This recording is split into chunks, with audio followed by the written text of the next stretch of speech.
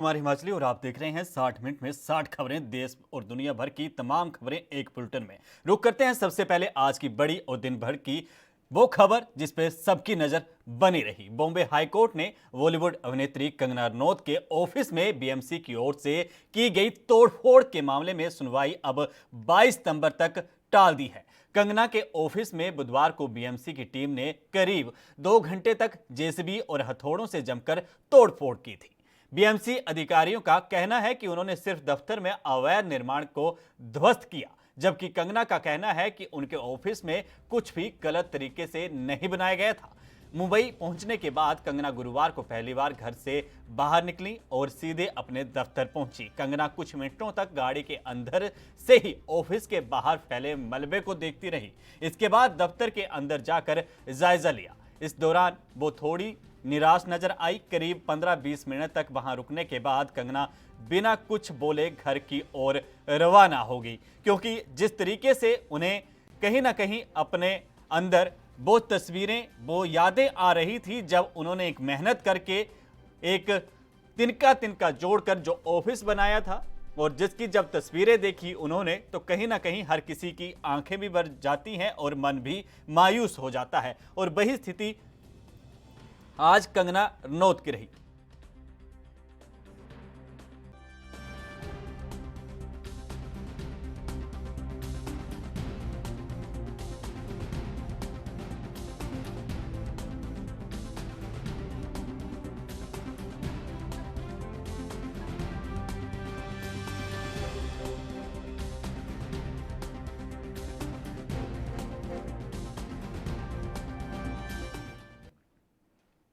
उधर कंगना रनौत और शिवसेना के बीच विवाद जारी है वो थम नहीं रहा।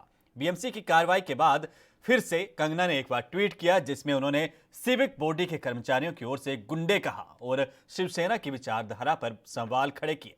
कंगना ने अपने ट्वीट में लिखा कि जिस विचारधारा पर श्री बाला साहब ठाकरे ने शिवसेना का निर्माण किया था, आज वो सत्ता के लिए उसी विचारधारा को बेचकर शिवसेना से सोनिया सेना बन चुकी है। इसके अलावा उन्होंने एक और ट्वीट किया, जिसमें उन्होंने लिखा कि तुम्हारे पिताजी के अच्छे कर्म तुम्हें दौलत तो दे सकते हैं, मगर सम्मान तुम्हें खुद कमाना पड़ता है। मेरा मुंह बंद करोगे मगर मेरी आवाज, मेरे बाद शो फिर लाखों में गूंजेगी। कितने मुंह बंद करोगे, इस तरीके से सवाल उठाए, और कितनी आवाजें दबाओगे, ये भी कंगना ने कहा। अब तक सच्चाई से भागोगे, तुम कुछ नहीं हो, सिर्फ वंशवाद का एक नमूना हो। यानी जिस तरीके से कांग्रेस पर सोनिया का नाम लेकर शिवसेना को जिस तरीके से कंगना ने जो है वो टारगेट किया और कहा कि सोनिया की तरह ही काम कर रहे हो, जो इशारों ने उन्होंने ट्वीट किया और ट्वीट करके जो बातें कही, तो इस तरीके से कांग्रेस जो है वो इल्जाम लगाती रही है कि भाजपा से प्रेरित होकर भाजपा के बैकफुट पे होने के बाद कंगना इस तरीके की बयानबाजी कर रही है। और ऐसे आरोप कांग्रेस के प्रवक्ता ने, मुंबई के सीनियर प्रवक्ता ने एएनबी न्यूज पर लगाए थे कि सब कुछ बीजेपी के इशारों पर कंगना कर रही है।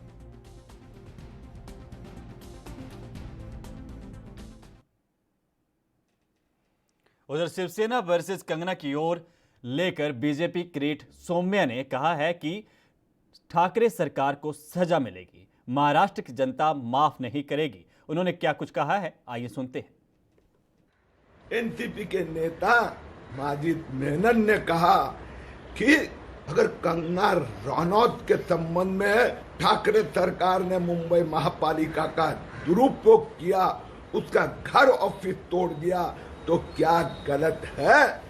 गलत क्या है माजिद मेनन साहब, ये महाराष्ट्र की जनता आपको बता देगी। कंगना रनौत को डराने के लिए मुंबई महापालिका का दुरुपयोग, सुशांत सिंह प्रकरण को दबाने के लिए मुंबई पुलिस का दुरुपयोग, पत्रकारों की बोलती बंद करने के लिए राज्य प्रशासन का दुरुपयोग, ठाकरे सरकार को सजा मिलेगी, महाराष्ट्र की जनता कभी माफ नहीं करेगी। उधर राष्ट्रवादी कांग्रेस पार्टी के प्रमुख शरद पवार ने अभिनेत्री कंगना रनौत पर निशाना साधा है और कहा कि कंगना को लेकर शरद पवार ने जिस तरीके से बयान दिया है, उन्होंने अपने बयान में कहा कि आप उस शख्स से जिम्मेदारी के साथ बात करने की उम्मीद नहीं कर सकते। जिसके साथ शरद पवार ने ये भी कहा कि भीमा कौरेठे और मराठा आरक्षण पर भी अपनी बात रखी। दरअसल कंगना रनौत ने कहा था कि वो जिस बिल्डिंग में रहती हैं उसका ताल्लुक शरद पवार से है, जिसके बाद शरद पवार ने कहा कि मुझे मेरे नाम से बिल्डिंग बनाना अच्छा लगेगा। हालांकि ये कहा रहा है कि जिस तरीके से इस शख्स की जिम्मेदारी है उसे बोलने की उम्मीद नहीं कर सकते। बता दें कि बीएमसी ने 2018 में खार स्थित बिल्डिंग को नोटिस दिया था। यहां 5वें फ्लोर पर कंगना का आवास है, जिसमें उनके 3 फ्लैट हैं। हालांकि ये मामला कोर्ट में चल रहा है, जिसके बाद अब अदालत ने एक्शन पर स्टे लगा दिया था। हालांकि बीएमसी के जरिए कंगना के दफ्तर पर एक्शन हुआ। उसके बाद बीएमसी ने कंगना जहां रह रही थी उस बिल्डिंग पर एक्शन लेने से स्टे हटाने के लिए मांग की और यह मसला गरबा गया। लेकिन इसी पर हिमाचल के सीएम जयराम ठाकुर ने कहा कि कंगना रनौत देवभूमि हिमाचल की बेटी है और बेटी का अपमान किसी भी सूरत में सहन नहीं करेंगे। मुंबई में शिवसेना, कांग्रेस और एनसीपी गठबंधन की सरकार ने हमारी बेटी के साथ राजनीतिक प्रतिशोध की भावना से अत्याचार किया है। ये अत्यंत चिंताजनक और निंदनीय है। प्रदेश सरकार और देश की संपूर्ण जनता कंगना रनौत के साथ खड़ी है। कंगना के मणिकर्णिका फिल्म कार्यालय में बीएमसी सरकार की अनुमति या इशारे के बिना आनन फानन में इस तरह की कार्रवाई नहीं की जा सकती। ये पूरी कार्रवाई बदले की भावना से प्रतीत होती है। हिमाचल के सीएम जयराम ठाकुर ने यह बयान दिया है।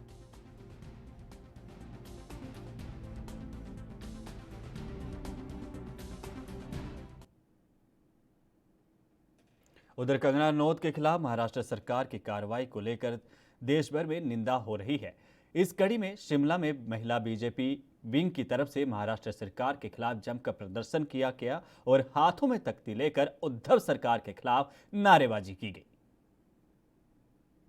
और जिस तरीके से आप तस्वीरें भी देख सकते हैं, ये तस्वीरें हिमाचल प्रदेश की राजधानी शिमला के उस इलाके की हैं जहां विधानसभा के करीब और रिज मैदान के करीब से होकर हिमाचल प्रदेश के शिमला में जहां कांग्रेस का मुख्यालय भी स्थित है, वहां से होते हुए इस सारे इलाके में भाजपा के महिला विंग की तरफ से जो है प्रोटेस्ट किया गया और इसमें जो है शिवसेना यानी कि महाराष्ट्र सरकार और गठबंधन की सरकार के खिलाफ नारेबाजी की गई और इन तख्तियों में विस्फोट कंगना रनौत। और जिस तरीके से कंगना ने जब उद्धव सरकार के खिलाफ और बॉलीवुड माफिया के खिलाफ आवाज़ बुलंद की थी, तो बता दें कि वो अपने गृह क्षेत्र, अपने जन्मभूमि हिमाचल प्रदेश के मंडी में अपने घर पर मौजूद थी और जहां से वो सोशल मीडिया के जरिए और अदर मीडिया नेटवर्क्स के जरिए अपने बयान जो है वो साझा करती थी, सोशल मीडिया पर अक्सर अपनी बात रखती थी। आज जिस तरीके से हिमाचल के सीएम जयराम ठाकुर ने अपनी बात रखी है, तो और उसके बाद हिमाचल प्रदेश की भाजपा महिला विंग ने प्रदर्शन किया और उद्धव सरकार के खिलाफ नारेबाजी जमकर की।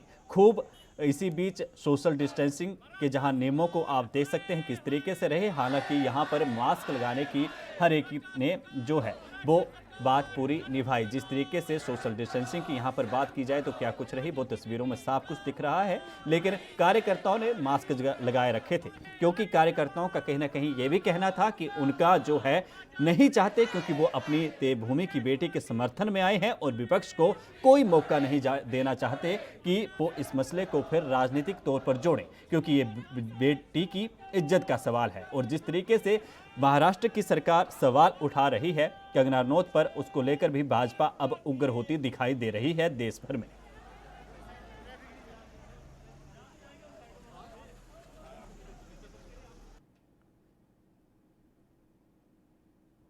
साठ मिनट 60 खबरों के बुलेटिन में खबरें बहुत हैं, जल्द रोकेंगे एक ब्रेक के बाद।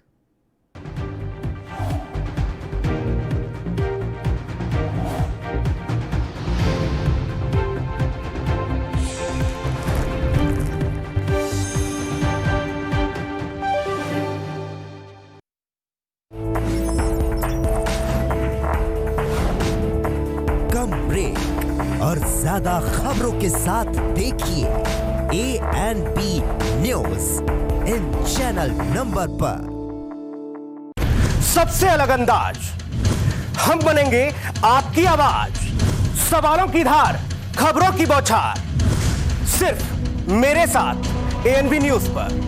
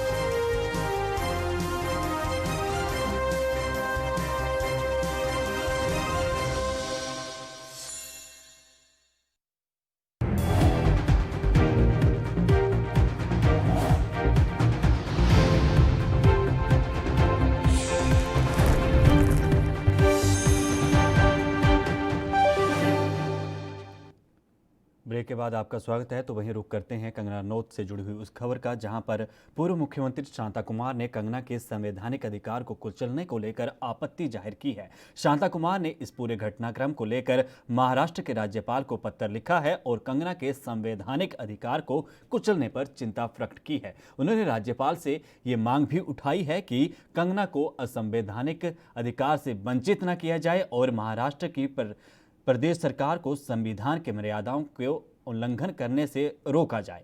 इस प्रकार से बदले की भावना से प्रेरित होकर कंगना से किए गए अन्याय के लिए सरकार के विरुद्ध उचित कार्रवाई हो। शांता कुमार ने राज्यपाल से ये उम्मीद जताते हुए कहा है कि कंगना को पूरी सुरक्षा और न्याय मिलेगा। और आपको बता दें कि इसी बात की वकालत एएनबी न्यूज़ भी अपने प्रोग्राम में पहले कर चुका है कि जो संवैधानिक तौर पर अधिकार दिए जाते हैं उनका खिलवाड़ ना हो। और कंगना ने जो बातें कही हैं, जो उनका अधिकार है, आज वही बात हिमाचल प्रदेश के पूर्व मुख्यमंत्री और सांसद रहे शांता कुमार ने कही है।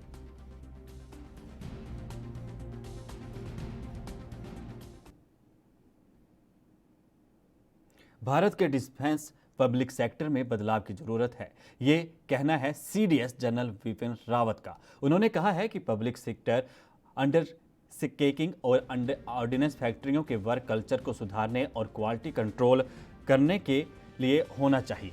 उन्होंने ये भी कहा है कि भारत अपने पुराने मिलिट्री के उन आदेशों और देशों को भी निर्यात कर सकता है जिनके पास खुद की रक्षा के लिए पर्याप्त हथियार नहीं है। डिफेंस एक्सपर्ट के एक सेमिनार में बोलते हुए जनरल रावत ने कहा कि भारत को अपनी सैन्य जरूरतों के लिए अन्य देशों पर निर्भरता और प्रतिबंधों की धमकियों के डर को खत्म करना होगा। उन्होंने कहा कि भारत की डिफेंस इंडस्ट्री अब कई गुना ग्रोथ को तैयार है।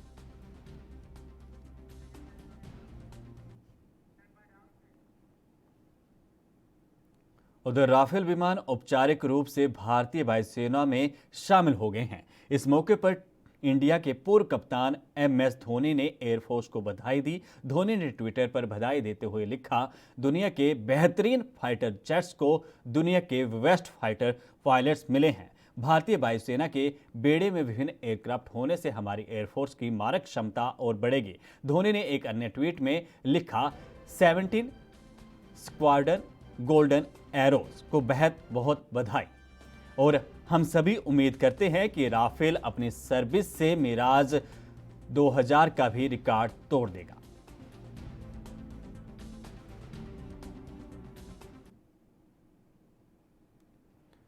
उधर बीजेपी के राष्ट्रीय अध्यक्ष जेपी नड्डा ने बंगाल में सत्तारूढ़ ममता सरकार पर हमला बोलते हुए वोट बैंक और तुष्टीकरण की राजनीति करने का आरोप लगाया है। उन्होंने कहा कि जनता सब देख रही है और अगले साल विधानसभा चुनाव में इस सरकार को उखाड़ फेंकने की मन की बात कह चुकी है। संक्रमण में जब घर वापस आना था, जब मोदी जी श्रमिक एक्सप्रेस चला रहे थे, तो आपने कह दिया ये कोरोना कैरियर्स है, आपने कह दिया ये कोरोना एक्सप्रेस है। ये आपकी मानसिकता को दर्शाता है कि आपको बंगाल के लोगों के साथ प्रेम नहीं है। आप राजनीति कर रही हैं और आप बंगाल के लोगों को जिस दृष्टि से और आदर से देखना चाहिए वो भी आप नहीं कर रही हैं। यह भी हमको उधर पश्चिम बंगाल में प्रदेश कांग्रेस समिति के नव अध्यक्ष अधीर रंजन चौधरी ने कहा कि पार्टी को पुनर्जीवित करने के लिए वह अपनी पूरी ऊर्जा लगा देंगे। हालांकि इसके साथ ही उन्होंने ये भी कहा कि राज्य की मौजूदा समिति में एक कठिन कार्य है। राज्य विधानसभा चुनाव के लिए तैयार है। कांग्रेस ने अधीर रंजन चौधरी को तत्काल प्रभाव से ही पिछले कल प्रदेश कांग्रेस समिति का अध्यक्ष नियुक्त किया। बता दें कि 30 जुलाई को सोमेन मित्रा के निधन होने के बाद 1 महीने से अधिक समय से प्रदेश कांग्रेस अध्यक्ष का पद रिक्त चल रहा था और जिसके बाद अधीर रंजन चौधरी को प्रदेश सरकार की ओर से ये बड़ी जिम्मेवारी दी गई है। हालांकि अधीर रंजन चौधरी का ये भी कहना है कि वो अपनी इस जिम्मेवारी को बखूबी निभाएंगे और जिस तरीके से पार्टी उन्हें जो जो जिम्मेवारियां भविष्य में देगी वो किसी भी तरीके से उसमें कोई कमी नहीं आने देंगे और अपने पूरे मन कर्म से हर जिम्मेवारी को निभाएंगे।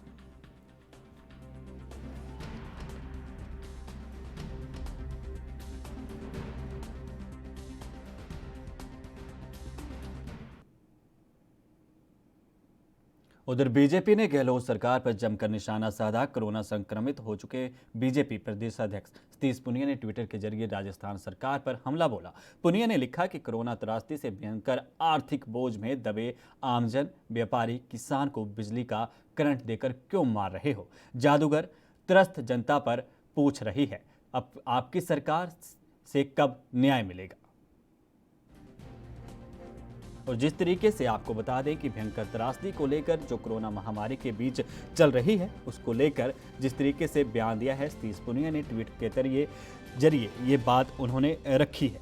हालांकि अब यही बात जो है बार बार कांग्रेस की ओर से भी पूछी जाती है क्योंकि कांग्रेस के अध्यक्ष राहुल गांधी अर्थव्यवस्था को लगातार जो है वो भाजपा सरकार पर सवाल उठाते रहते हैं। नोटबंदी का जिक्र करते हैं, जीएसटी की बात करते हैं और अर्थव्यवस्था को लेकर लगातार केंद्र सरकार को घेरते रहते हैं। तो वहीं अब सतीश पुनिया ने ट्विटर के जरिए राजस्थान की कांग्रेस सरकार पर निशाना साधा है और बता दें कि पुनिया ने लिखा है अपने इस ट्वीट में कि कोरोना त्रासदी से भयंकर आर्थिक बोझ में दबे आमजन, व्यापारी, किसान को बिजली का करंट देकर क्यों मार रहे हो?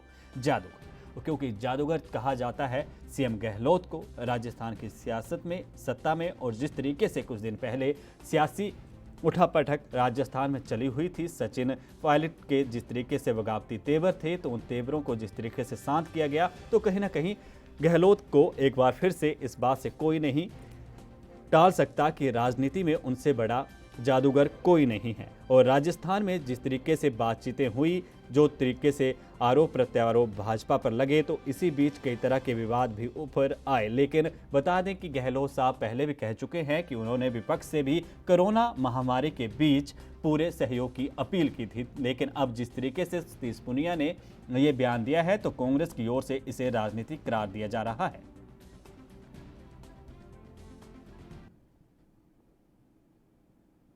उधर निर्वाचन आयोग ने बिहार विधानसभा चुनाव की तारीखों की घोषणा अभी नहीं की है, लेकिन सभी दल इसकी तैयारियों में जुट गए हैं। गत विधानसभा चुनाव की तरह इस बार फिर बीजेपी के प्रधानमंत्री नरेंद्र मोदी के सहारे जो है चुनाव लड़ने की तैयारियां कर रही है, क्योंकि भाजपा के एक लिए स्टार प्रचारक और बेहतरीन रैलियां करने की उम्मीद अब की बार सिर्फ प्रधानमंत्री नरेंद्र मोदी से जताई जा रही है, क्योंकि अब की बार रैलियां डिजिटल तरीके से होंगी। तो ऐसे में अब उम्मीद यही की जा रही है कि प्रधानमंत्री डिजिटल तरीके से रैलियां करेंगे और एक स्टार कैंपेनर के तौर पर राज्य में जो है वो कार्यकर्ताओं में जोश भरने का प्रयत्न करेंगे, क्योंकि डिजिटल तरीके से ये बात निकल कर सामने आई है और प्रधानमंत्री खुद जो है डिजिटल इंडिया की बात करते हैं। लेकिन इतिहास के तौर पे या दशक के तौर पर कहें तो सदी का सबसे बड़ा अब की बार का चुनाव प्रचार शायद ही होगा। जो सियासी माहिरों की बातें निकल कर सामने आई हैं कि डिजिटल के तरीके पर यह सबसे बड़ा चुनाव होगा और कोरोना महामारी के बीच ऐसा चुनाव है जो 6 या 7 महीने के बाद राजनीतिक तौर पर धरातल पर अगर देखा जाए तो डिजिटल तरीके से चुनाव प्रचार होगा। हालांकि डोर टू डोर कैंपेन की बात भी कही जा रही है। इसके साथ ही आने वाले अगले सप्ताह में प्रधानमंत्री नरेंद्र मोदी जो है 13, 15 और कुछ एक तारीखों में जो है डिजिटल तरीके से रैलियों को संबोधित करेंगे और कार्यकर्ताओं में जोश भरेंगे।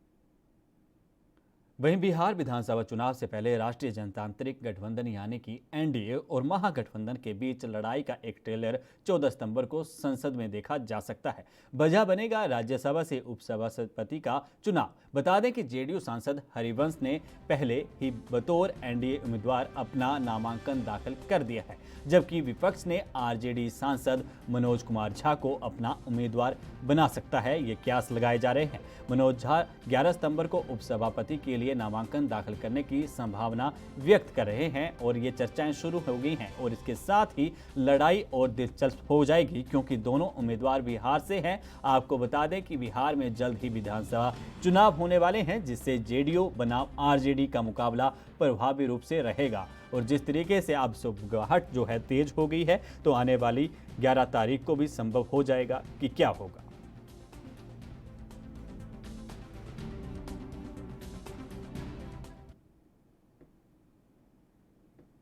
बिहार विधानसभा चुनाव से ठीक पहले आरजेडी सुप्रीमो लालू प्रसाद यादव को भी बड़ा झटका लगा है। पार्टी से नाराज चल रहे दिग्गज नेता और समय समय पर लालू के संकट मोचक रहे पूर्व केंद्रीय मंत्री रघुवंश प्रसाद सिंह ने पार्टी से इस्तीफा दे दिया है। उन्होंने अपना इस्तीफा दिल्ली के अखिल भारतीय आयुर्विज्ञान संस्थान के आईसीयू में भर्ती होने के बाद इलाज के दौरान हाथ से लिखकर भेजा है। बता दें कि रघुवंश प्रसाद सिंह बीते कुछ समय से दिल्ली में एम्स में इलाजाधीन है। इसके पहले एम्स पटना में कोरोना के इलाज के दौरान उन्होंने पार्टी उपाध्यक्ष पद से इस्तीफा दिया था। हालांकि अभी तक उनका उपाध्यक्ष पद से इस्तीफा स्वीकार नहीं किया गया है। लेकिन जिस तरीके से चुनाव हैं और चुनावों के बीच जो चीज़ें चल रही हैं, तो ऐसे में अब ये बड़ा झटका जो है वो माना जा रहा है, क्योंकि अब इसी बीच जिस तरीके से रघुवंश सिंह प्रसाद ने जो इस्तीफा दिया है और अब आरजेडी की बात कही जाए तो ये सबसे बड़ा झटका मांगना जा रहा है, क्योंकि आने वाले चुनावों में कहीं ना कहीं जो ज़रूरत है वो दिग्गज नेताओं की आरजेडी को है, राबड़ी को है, लालू प्रसाद को है और उनके जो आगे उत्तराधिकारी हैं उनके बेटे जो हैं जो चुनाव के प्रचार में जुटे हुए हैं उन्हें भी है। लेकिन जो झटका दिया है रघुवंश प्रसाद सिंह ने, जो बहुत अच्छे करीबी लालू प्रसाद यादव के रहे हैं। जब सत्ता दर सत्ता लालू की सरकार रही तब सबसे करीबी उन्हें कहा जाता है और ऐसे में ये झटका अब के वर्तमान के चुनाव प्रचार के दौरान देना आरजेडी के लिए बहुत घात भी साबित हो सकता है।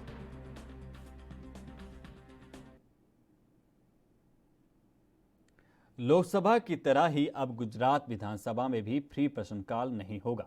कोरोना महामारी के काल में 21 से 25 सितंबर के बीच आयोजित सत्र के दौरान सरकार के क्रम मंत्री और अफसर ही इसमें शामिल होंगे। इसके लिए सरकार ने ये फैसला लिया है। उधर विपक्ष ने सरकार के इस कदम को लोकतंत्र की हत्या बताया है और ये भी कहा है कि केवल 7 दिन के अंतराल में हुई घटना पर सदन में सवाल उठाने की इजाज़त देकर सरकार कोरोना पर जिम्मेदारी से बचने का प्रयास कर रही है। संसदीय और विधायी कार्य राज्य मंत्री प्रदीप सिंह जडेजा ने बताया कि कोरोना महामारी को देखते हुए 21 सितंबर से शुरू होने वाले सत्र में विधानसभा के सभी सदस्य गण, अधिकारी, पत्रकार और अन्य लोग कोरोना जांच, थर्मल स्क्रीनिंग व सैनिटाइजिंग की जरिया जो उसकी प्रक्रिया है उससे गुजरने के बाद ही विधानसभा भवन में प्रवेश जो है उनका हो सकेगा और इसके लिए हर एक तरीके से जो है सैनिटाइजेशन की प्रक्रिया भी की गई है। हालांकि सोशल डिस्टेंसिंग के साथ ये सेशन होगा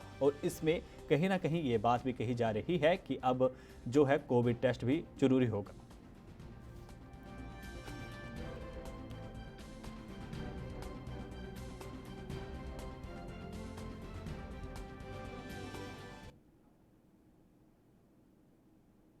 वक्त एक छोटे से ब्रेक का, जल्द लौटेंगे।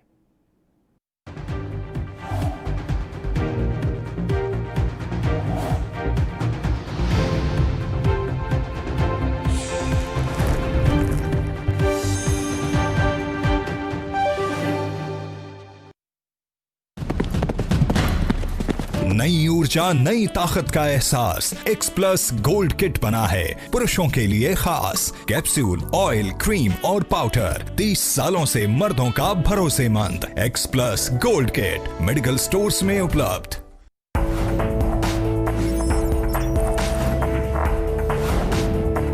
कम ब्रेक। और ज्यादा खबरों के साथ देखिए ANP news in channel number पर। सबसे अलग अंदाज, हम बनेंगे आपकी आवाज, सवालों की धार, खबरों की बौछार, सिर्फ मेरे साथ ANP न्यूज पर।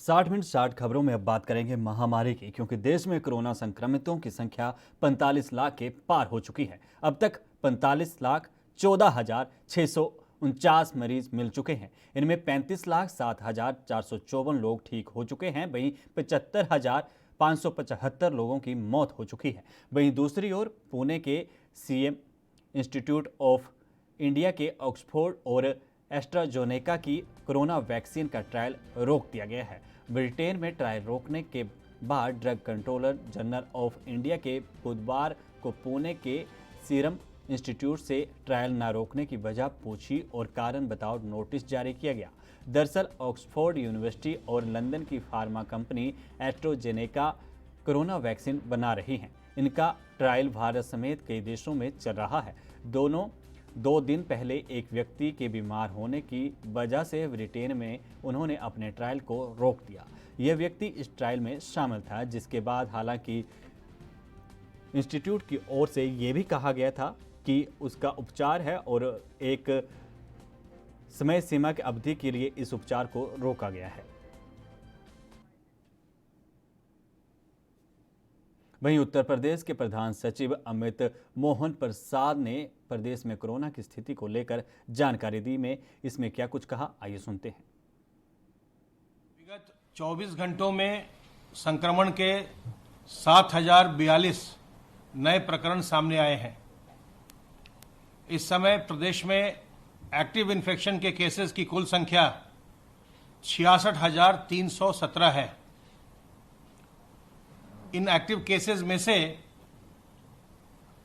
35,036 लोग होम आइसोलेशन में हैं, अर्थात 52.83% लोग इस समय संक्रमित लोग होम आइसोलेशन में स्वास्थ्य लाभ कर रहे हैं। प्राइवेट अस्पतालों में 3,201 लोग भर्ती हैं और सेमी पेड L1+ कैटेगरी में 262 लोग स्वास्थ्य लाभ कर रहे हैं। प्रदेश 70 लाख टेस्ट करने वाला पहला प्रदेश बन गया है। अब हमारे कुल टेस्ट की संख्या 70,67,208 हो गई है। पूल टेस्ट के अंतर्गत 5-5 सैंपल के 2,426 पूल लगाए गए, जिनमें 371 में पॉजिटिविटी देखी गई, और 10-10 सैंपल के 212 पूल लगाए गए, जिनमें 31 में पॉजिटिविटी देखी गई। जहां तक टेस्टिंग का सवाल है, राज्य सरकार की ओर से एक महत्वपूर्ण निर्णय लिया गया है। वो ये है कि जो निजी प्रयोगशालाएं जिनमें लोग भुगतान के आधार पर अपनी टेस्टिंग कराते हैं, उसकी दर, टेस्टिंग की दर अभी तक 2,500 रुपये थी। आज से उस दर को घटाकर 1,600 रुपये कर दिया गया। उधर उत्तर प्रदेश में लगातार हो रहे क्राइम को लेकर समाजवादी पार्टी के MLC सुनील सिंह साजन ने योगी सरकार पर निशाना साधा और उन्होंने क्या कुछ कहा, आइए सुनते हैं। देखिए, उत्तर प्रदेश में योगी सरकार अगर कोई नौजवान अपने हक की बात करता है शांतिपूर्वक तरीके से, तो उसको जिस तरीके से पुलिस से पिटवा रही है, अपमानित कर रही है, लाठी चार्ज करा रही है, उससे भारतीय जनता पार्टी की हताशा साबित होती है और इसको आप कायराना हरकत कह सकते हैं। जबकि योगी सरकार बलात्कारियों पर शिकंजा कसने में फेल है, अपराधियों पर शिकंजा कसने में फेल हो गई है, लूट करने वालों पर शिकंजा कसने में फेल हो गई, भ्रष्टाचार करने वालों पर शिकंजा नहीं कस पा रहे हैं। खुद भारतीय जनता पार्टी के गुंडे जमीनें कब्जा कर रहे हैं, हत्या कर रहे हैं, उस पर कोई काबू नहीं है योगी सरकार। उधर उत्तराखंड के नई टिहरी शहर में कोरोना संक्रमण के मामले लगातार बढ़ रहे हैं, जिसमें प्रशासन के सामने कम्युनिटी स्प्रेड को रोकना चुनौती बन गया है। शहर में अभी तक 56 से अधिक कोरोना पॉजिटिव केस आ चुके हैं और 10 कंटेनमेंट जोन बनाए गए हैं। पोस्ट ऑफिस और आरटीओ ऑफिस को बंद कर दिया गया है। वहीं नई टिहरी कोतवाली में भी बाहरी लोगों की आवाजाही पर रोक लगा दी गई है। डीएम का कहना है कि कंटेनमेंट जोन में ही कम्युनिटी स्प्रेड देखा जा रहा है और वहां सैंपलिंग का काम तेज कर दिया गया है। अलग जो हैं टीमें बनाकर शहर को सैनिटाइज किया जा रहा है, जिसमें कम्युनिटी स्प्रेड को रोका जा सके। और जिस तरीके से टिहरी में कोरोना को लेकर जो स्थानीय प्रशासन की ओर से कम्युनिटी स्प्रेड को रोकना चुनौती बना था, उसके लिए अब हर संभावित कदम जो है प्रशासन की ओर से उठाया जा रहा है। जितना भी इस वायरस को रोकने के लिए आरटीओ और पोस्ट ऑफिस को जिस तरीके से बंद किया गया है, तो वहीं नई टिहरी कोतवाली में भी बाहरी लोगों की आवाजाही पर रोक लगा दी है। डीएम का कहना है कि कंटेनमेंट जोन में ही कम्युनिटी स्प्रेड को देखा जा रहा है और वहां सैंपलिंग का काम तेज कर दिया गया है। अलग अलग टीमें बनाकर शहर में जो हैं वो जा रही हैं और लोगों को भी इस बारे में जागरूक करने की हर एक व्यवस्था की जा रही है।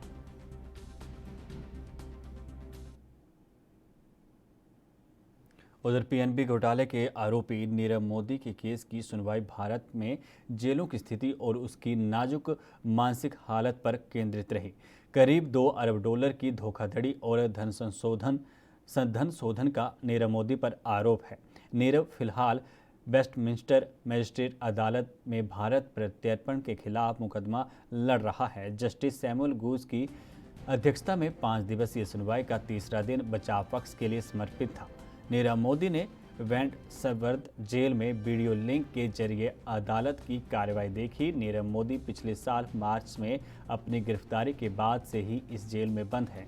बुधवार की सुनवाई के दौरान नीरव मोदी के वकीलों ने यह भी दावा किया कि उनका मुवक्किल मीडिया ट्रायल का विषय रहा और भारत में उसकी निष्पक्ष सुनवाई नहीं हो सकेगी।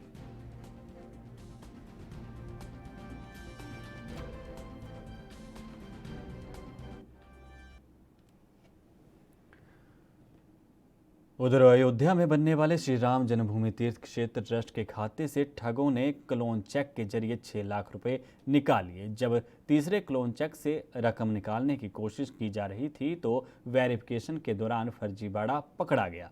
ट्रस्ट ने अयोध्या में एफआईआर दर्ज करवाई। इस तरह के मामले में साइबर सेल की मदद अब ली जा रही है।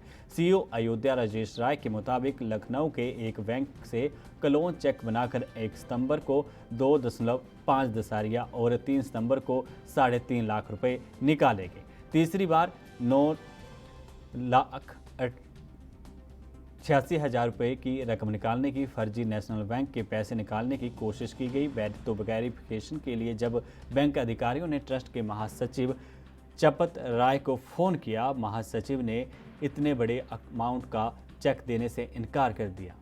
इस पर बैंक अधिकारियों ने ट्रांजैक्शन रोक दिया। ट्रस्ट का अकाउंट चलाने के लिए चपत राय और मेंबर डॉक्टर अनिल मिश्रा को अधिकृत किया और जिसके बाद इस सारी बात की पुष्टि हुई कि कौन इसमें शामिल था। हालांकि पहले निकाले गए पैसों की भी अब पुलिस मामले दर्ज होने के बाद आगे की कार्रवाई की जाएगी।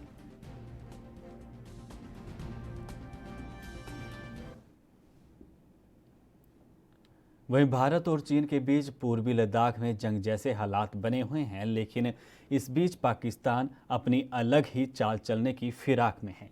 पाकिस्तान 2 फ्रंट वॉर की तैयारी में जुटा हुआ है। पाकिस्तान के सेना प्रमुख कमर जावेद बाजवा ने अपने शीर्ष जनरलों के साथ रावलपिंडी स्थित सेना मुख्यालय में बैठक की।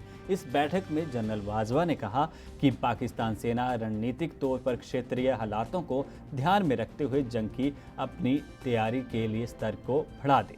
पाकिस्तानी सेना प्रमुख ने आरोप लगाया कि भारत लगातार सीजफायर का उल्लंघन कर रहा है, जो क्षेत्रीय शांति और स्थिरता के लिए बड़ा खतरा साबित हो सकता है। और जिस तरीके से चीन का सहयोगी बना पाकिस्तान और वर्तमान में भारत के खिलाफ दोनों ही मुल्क जो साजिशें रच रहे हैं, हालांकि उन्हें बार बार मुंहतोड़ जवाब भी मिलता है, फिर भी बाज नहीं आते। तो जनरल बाजवा कई बार कोशिशें भी कर चुके हैं भारत के खिलाफ जाने की, चीन को सहयोग देकर, लेकिन चीन बार बार चित हो रहा है और पाकिस्तान अपने नापाक हरकतों को अंजाम देने की फिराक में रहता है। लेकिन मुंह तोड़ जवाब जब मिलता है तो फिर चुप्पी साध फिर चीन के साथ हो लेता है।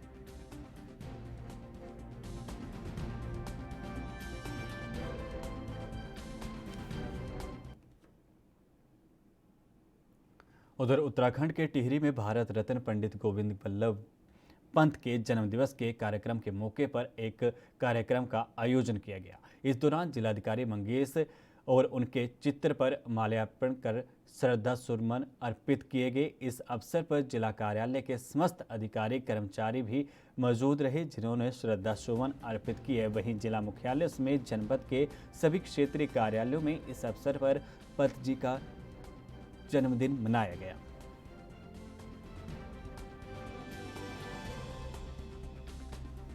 तो भारत रत्न जिस तरीके से पंडित गोविंद बल्लभ पंत के जन्मदिवस के मौके पर कार्यक्रम का आयोजन किया गया। इस दौरान जिलाधिकारी मंगेश और आप तस्वीरों में देख सकते हैं किस तरीके से जिलाधिकारी ने उनको श्रद्धा सुमन अर्पित किए और ऐसे ही सारे जिला अधिकारियों के साथ उनके कर्मचारियों ने भी श्रद्धा सुमन जो है वो अर्पित किए।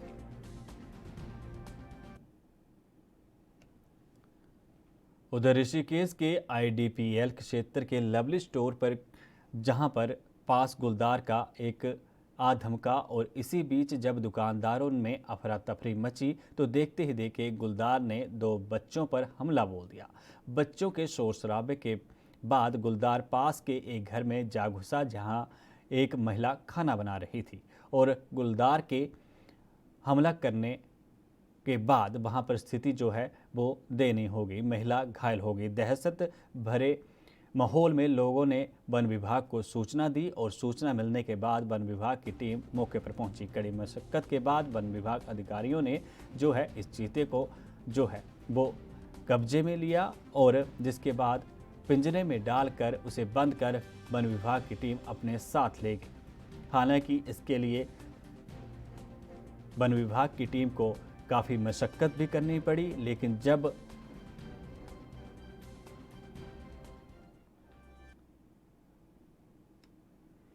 वहीं पितृपक्ष में किए जाने वाले श्राद्ध कर्म के लिए इस बार तो जजमान या यात्री कोरोना आपदा के चलते हरिद्वार नहीं पहुंच पाए। उनके लिए हरिद्वार के तीर्थ पुरोहित ने पिंडदान और तर्पण आदि कार्य करने की ऑनलाइन सुविधा उपलब्ध करवाई जा रही है। अब कोई भी जजमान सोशल मीडिया के माध्यम से अपने पूर्वजों का पिंडदान तर्पण कर सकता है। इस ऑनलाइन सुविधा के अंतर्गत तीर्थ पुरोहित द्वारा पूरे विधि विधान से मंत्रोच्चारण के साथ कर्मकांड करवाया जाता है। इस सुविधा का घर बैठे कई लोग लाभ उठा रहे हैं। घर पर अपने पूर्वजों का ऑनलाइन श्राद्ध कर लाभ उठा रहे हैं। बता दें कि सभी लोगों के लिए पितृपक्ष में अपने पितरों का श्राद्ध करना बेहद जरूरी होता है। अपने पितरों को प्रसन्न करने के लिए लोगों द्वारा पिंडदान तर्पण आदि किया जाता है। पितृपक्ष के दौरान हरिद्वार हर साल भारी संख्या में श्रद्धालु पहुँचते हैं और अपने पूर्वजों को पिंडदान आदि कार्य करने के लिए जो है वो पंडितों के साथ सलाह और बात कर उनके शास्त्रों के मुताबिक पितृपक्ष किया जाता है। पितृपक्ष जब हमारे पितर धरती पर आते हैं उस समय पितरों का श्राद्ध किया जाता है और ऐसा ना किया जाए तो पितृ रुष्ट होकर क्रोधित होकर घर चले जाते हैं और हमें जीवन में भारी कष्टों का सामना करना पड़ता है। ऐसी हमारी धार्मिक किताबों में और हमारे पंडितों के द्वारा भी कहा जाता है, जो शास्त्रों के अनुसार उन्हें मानते हैं। मिलता है वही फल आपको यहाँ घर पे बैठे बैठे आप हमारे जो आपको सबको पता ही है, हम लोग यहाँ के तीर्थ पुरोहित हैं और हमारे संपर्क जो है अधिकतर काफ़ी यात्रियों से रहते हैं। और ये श्राद्ध पक्ष जो होता है पितरों का, जब धरती पे आगमन होता है तो आपको पता ही है कि हमारे घर के पितर होते हैं वो हमारे घर में वास करते हैं और इसके अंदर जो है एक पिंडदान का एक प्रतिक्रिया है जिसके लिए चलता है। तो उसी अनुसार जो है यात्री हमारे से फ़ोन के द्वारा संपर्क करते हैं और कर भी रहे हैं कि हमारे को पिंडदान करना है, हमने पितरों के निमित्त हर की पौड़ी पर हम आ नहीं सकते तो किस तरह उस प्रक्रिया को किया जाए। तो उनको इस हमारे द्वारा ये बताया गया कि आप व्हाट्सअप वीडियो कॉलिंग के द्वारा या और भी जो वीडियो कॉलिंग जिनसे हो सकती है उसके द्वारा आप लोग अपने पितरों के निमित्त पिंडदान या तर्पण वगैरह कार्य कर सकते हैं। घर बैठे बैठे हरिद्वार गंगा किनारे का आनंद महसूस हुआ और बहुत मन को शांति हुई कि हालांकि हम वहाँ नहीं जा पाए लेकिन मम्मी का श्राद्ध बहुत अच्छे से हो गया, बहुत आनंद आया। और मैं आप सबको भी यही कहूँगी कि घर बैठे, जबकि आप आजकल कोरोना की वजह से नहीं जा पा रहे हैं, गंगा किनारे नहीं जा पा रहे हैं, लेकिन ये ऑनलाइन सर्विसेज पंडित जी के द्वारा हमें घर बैठे मिल रहे हैं, तो ज़्यादा से ज़्यादा लोग इस सर्विसेज का लाभ उठाएं। आपकी जो भी पूजा है, आप जो भी करना चाहते हैं, श्राद्ध संपन्न करना, और बहुत सर्विसेज हैं पंडित जी की, इसका प्लीज़ आप लोग लाभ उठाएं और मेरे जैसे लोग घर में इसका आनंद उठाएं। इसमें कोई वक्त एक छोटे से ब्रेक का, जल्द लौटेंगे।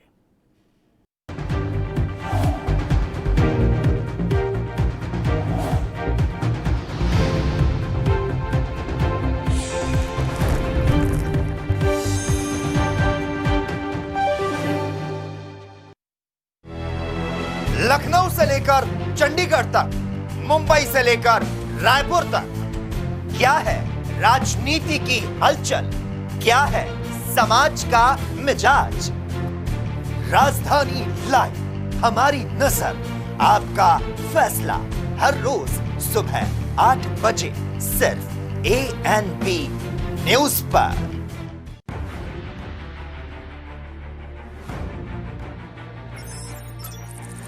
खबर चाहे सियासत की हो या सरकार की,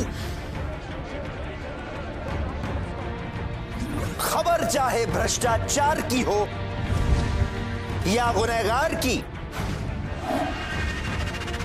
दिन भर में क्या रहा देश जगत का हाल, किस मुद्दे ने बनाई किसकी सरकार, रखते हैं हम सब पर नजर, पहुंचाते हैं हम हर खबर। हम हैं ANP न्यूज।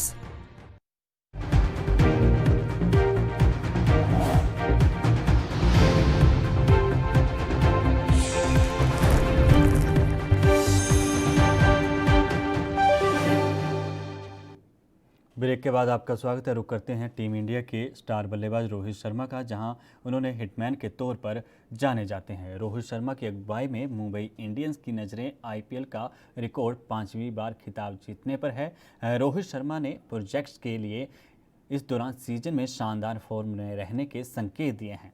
मुंबई इंडियंस ने ट्विटर हैंडल के जरिए एक वीडियो शेयर किया है। इस वीडियो में रोहित शर्मा 95 मीटर लंबा छक्का लगाते हुए नजर आ रहे हैं। इतना ही नहीं, रोहित शर्मा का छक्का बेहद ही शानदार रहा और गेंद मैदान के बाहर बस से जाकर टकराती हुई दिखाई दे रही है। ये तस्वीर है तो जिस तरीके से उन्होंने अभ्यास किया जा रहा है और आने वाले जो मैच हैं उनके लिए बहुत तैयारी की आवश्यकता है। हर टीम IPL में अपना खिताब जीतने की कोशिश और फिराक में है।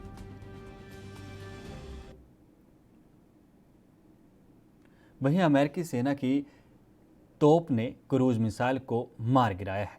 ऐसे पहली बार हुआ है और अभी तक इस बात की अटकलें लगी हैं कि कभी जंग की स्थिति में होवित्जर तोपें जो हैं एयरबेस पर मिसाइलें गिराती दिख सकती हैं। ये ताज़ा कारनामा बुधवार को न्यू मैक्सिको की वाइट सैंड मिसाइल रेंज में किया गया। एक्सपर्ट्स का दावा है कि इससे पैसिफिक में अमेरिका को चीन के खिलाफ मदद मिल सकती है। मुताबिक जो रिपोर्ट है उसकी माने तो हिप्टेजर ने 155 मिलीमीटर के डायमीटर की हाइपर वेलोसिटी शेल फायर की, जिसने BQM 167 टारगेट जोन को ध्वस्त किया। अमेरिकी एयरफोर्स के टॉप साइंटिस्ट विल रोपर ने कहा कि क्रूज मिसाइलों को शूट करते टैंक अद्भुत हैं, वीडियो गेम साइड फाइल की तरह अद्भुत देखे जा सकते हैं।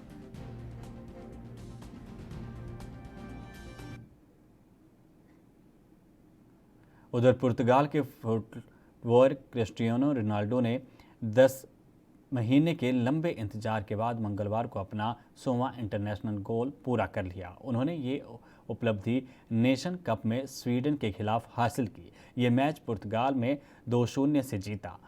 दोनों गोल रोनाल्डो ने 45वें और 72वें मिनट में किए गए। पुर्तगाल का अगला मैच 10 अक्टूबर को फ्रांस में होगा। रोनाल्डो 165 मैच में 101 इंटरनेशनल गोल के साथ दुनिया के दूसरे और यूरोप के सबसे पहले खिलाड़ी बन गए हैं। वहीं रोनाल्डो ने ट्वीट कर अपनी ऐतिहासिक उपलब्धि के लिए अपने समर्थकों, टीम और कोच का भी धन्यवाद किया है। तो जिस तरीके से उन्होंने अपने टारगेट को अचीव किया तो एक उपलब्धि के तौर पर भी देखा जा सकता है, क्योंकि ये मैच पुर्तगाल ने 2-0 से जीता। दोनों गोल रोनाल्डो ने 45वें और 72वें मिनट में किए।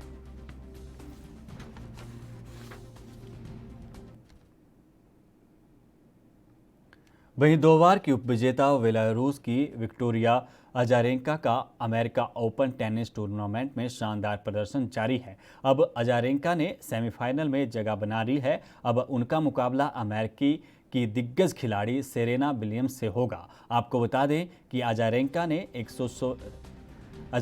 16वीं सीड एलिस मेरिट को साधा है, सेंटो को मात दी है।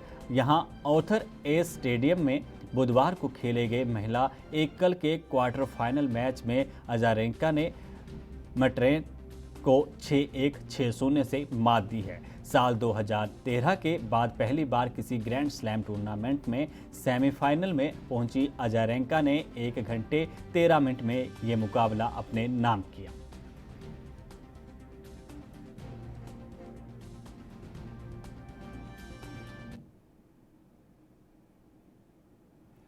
उधर मशहूर एक्टर और गुजरात के बीजेपी के पूर्व सांसद परेश रावल को गुरुवार को नेशनल स्कूल ऑफ ड्रामा का अध्यक्ष नियुक्त किया गया। राष्ट्रपति रामनाथ कोविंद ने परेश रावल की यह नियुक्ति की। एक्टर को नई जिम्मेदारी दिए जाने की जानकारी केंद्रीय प्रधान सिंह पटेल, जो कि मंत्री हैं, उन्होंने दी।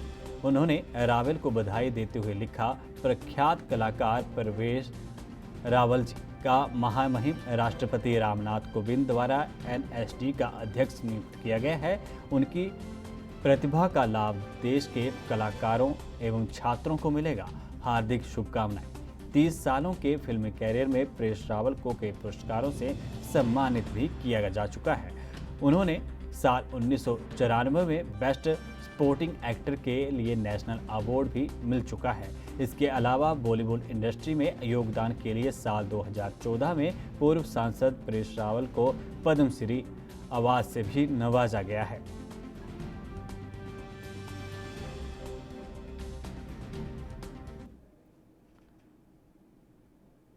वहीं बॉलीवुड एक्टर सोनू सूद पिछले कुछ समय से जरूरतमंदों की लगातार मदद कर रहे हैं। वहीं लोगों के लिए किसी मसीहा से कम नहीं इस तरीके पर देखे जा रहे हैं। सोनू सूद से मदद मांगने वाले कभी निराश नहीं होते। हाल ही में सोनू सूद ने वाराणसी से कुछ नाविकों की मदद की। ऐसे में शख्स ने उन्हें शुक्रिया कहा और इसके साथ ही सोनू से एक अपील की। बता दें कि सोनू सूद की इस दरियादिली के चलते फैंस उन्हें अक्सर ट्रिब्यूट देते रहते हैं। हाल ही में एक फैन ने सिम कार्ड पर सोनू की सेटिंग बनाई जो एक्टर को बहुत पसंद आई।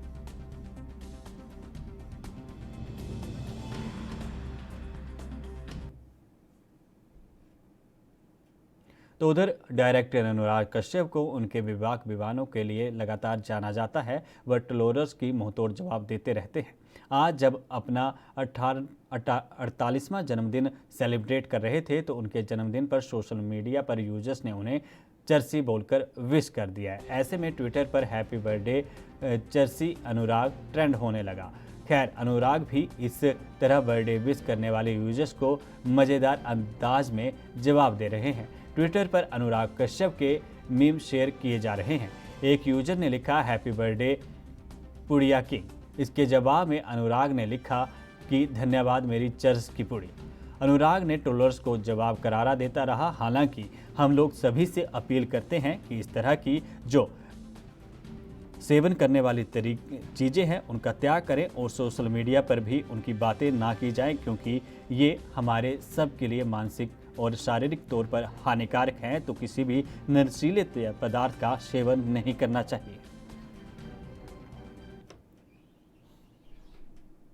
वहीं बिग बॉस के मेकर्स करीब करीब हर सीजन के किसी भोजपुरी सितारे को शो में एंट्री देते हैं। भोजपुरी कलाकारों का अपना अलग अंदाज जो है वो दर्शक वर्ग को काफ़ी पसंद आता है। मेकर्स की कोशिश रहती है कि ऐसे किसी कंटेस्टेंट को शो में लाया जाए जो दर्शकों का मनोरंजन कर सके।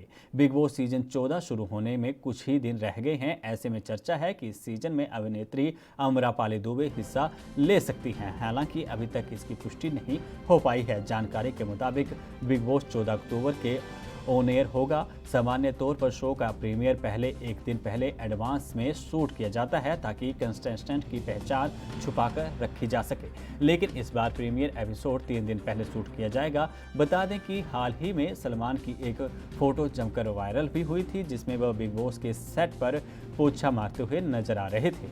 और जिस तरीके से पिछले अगर शो की बात की जाए बिग बॉस 13 की, तो वहाँ पर एक बार तो ऐसी भी स्थिति आ पड़ी थी जब बिग बॉस के कंटेस्टेंट ने आपसी बगावत कर दी थी। तो उसके बाद सलमान खान अंदर आए थे घर के अंदर और उन्होंने झाड़ू पोछा भी किया था, टॉयलेट भी साफ किए थे और बर्तन भी साफ किए थे। हालांकि इसके बाद बिग बॉस 13 के जो कंटेस्टेंट रहे थे उन्हें काफ़ी शर्मिंदगी भी हुई थी। और जिस तरीके से अब आम्रपाली दुबे की जो शो का हिस्सा बन सकती हैं, तो पिछली बार जो है एक गायक जो है वो भोजपुरी काफ़ी फेमस गायक जिनका एक गाना भी लगा बेलू तू लिपस्टिक काफ़ी फेमस रहा है, उनको शो में हिस्सा दिया गया था। हालांकि शो में वो किस मुकाम पर पहुंचे थे, बीच में उनकी एंट्री हुई थी, उन्होंने क्या कुछ दम दिखाया था, लेकिन जब तक वो अपना दम दिखाने शुरू हुए थे उनकी वापसी हो चुकी थी। तो अब आम्रपाली दुबे से ऐसी उम्मीद तो दर्शक बिल्कुल नहीं सोच सकते।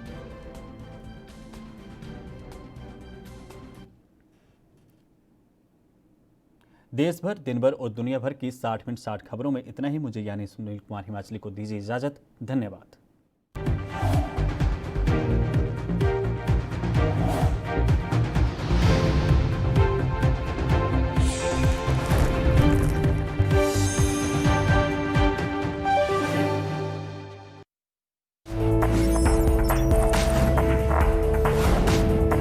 कम ब्रेक और ज्यादा खबरों के साथ देखिए ANP news in channel number पर। सबसे अलग अंदाज, हम बनेंगे आपकी आवाज, सवालों की धार, खबरों की बौछार, सिर्फ मेरे साथ ANP न्यूज पर।